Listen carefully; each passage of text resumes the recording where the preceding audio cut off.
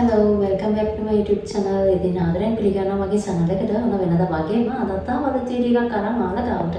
ඉතින් වීඩියෝ එකට යන්න කලින් ඔයා තාමත් මගේ channel එක subscribe කරලා නැත්නම් ආදරෙන් ඉල්ලනවා මගේ channel එක subscribe කරන්න. ඒ වගේම පල්ලෙහා තියෙන bell icon එක press කරන්න අමතක කරන්න එපා. එතකොට මම වීඩියෝ එකක් දාපු ගමන් ඇවිල්ලා ආයෙත් මගේ videos බලන්න පුළුවන්.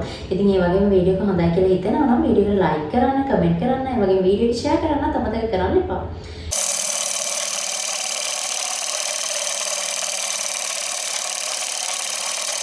මීට අවුරුදු දෙකකට විතර කලින් මම ස්කින් කෙයාර් කියන්නේ අපිට පිම්පල්ස් නිසා සෆර් කරන ඔයාලා වෙනුවෙන් මම වීඩියෝ එකක් අරන් ආවා. ඉතින් මේ වීඩියෝ එක දැන් ගොඩක් කාලයකට කලින් කරපු එකක් නිසා මට හිතුණා පිම්පල් නිසා සෆර් කරන ඔයාලා වෙනුවෙන් ආයෙමත් ඒ වගේම වීඩියෝ එකක් කරන්න ඕනේ කියලා.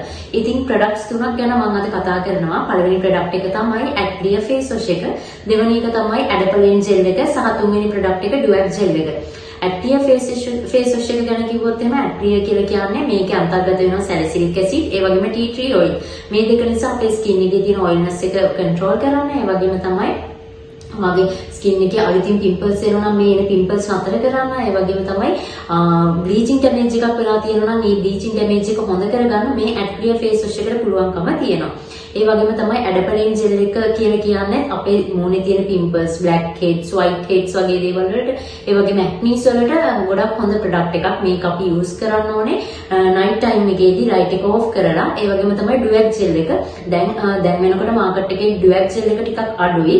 ඩුවැක් ජෙල් එක යූස් කරන්න තියෙන්නේ උදේ හවස. ඒ කියන්නේ මූණට මුළු මූණේම මම නම් මගේ මූණේ තිබ්බ මෙයාලට දැන් පේනවා ඇති මේ වගේ තමයි මගේ මූණ තිබ්බේ.